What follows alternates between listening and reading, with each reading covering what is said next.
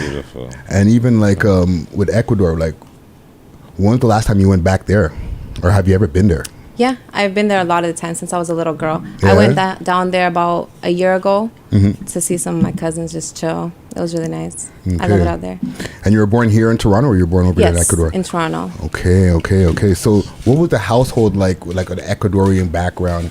And like, you know, you must have been hearing like a lot of different like Latin music playing. Yeah.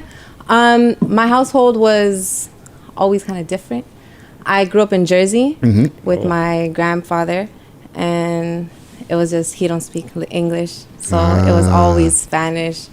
My first words, because I was a baby when I went out there, my first words were all Spanish. Went to school out there, like, so yeah, it's really Latino, like, it's really like all Spanish. You hear Spanish music, you hear back in the day Spanish music, like you hear the bachata, merengue, todo, like, it's crazy. When did you move to Canada?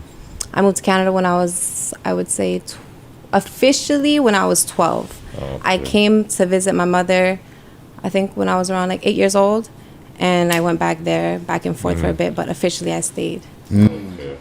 So even like just coming here to Canada for the first time, what was that like after like being in Jersey for so long? Because I know Jersey, or just the United States, Spanish is like a second language over there, right? Yeah. And then you come over here and there's not Latinos that many. everywhere. I love it. Yeah, but then you come here and there's like just little pockets of Latinos. Like, so what was it like when you first got here? When I first got here, honestly, like, it was more focused on like my home, trying to like, making friends was not a problem. Right. I came here, everyone kind of like already loved me. I have friends everywhere. So. That's a blessing. Yeah.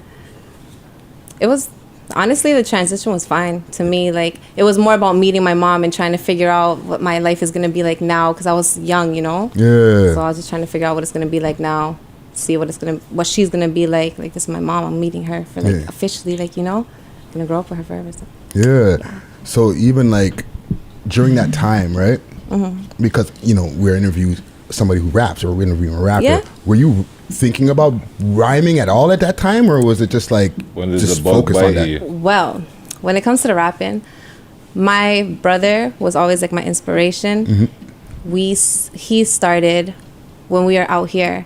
I had my cousin had started rapping. Right. He was El Nino at the time. Okay. And we were all really young, and we heard him like doing his thing. He had CDs, mixtapes, and we were like glorified. And then when we got older, my brother had his little team that they had, not little, but they had their team that they had created. Yeah. And they were all rapping, doing videos, doing everything, like back in the day, way back in the day. Yeah. Before it was even, Toronto was really on the map, you know? Yeah.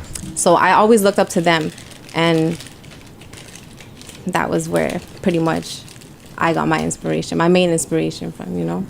Just seeing it growing up.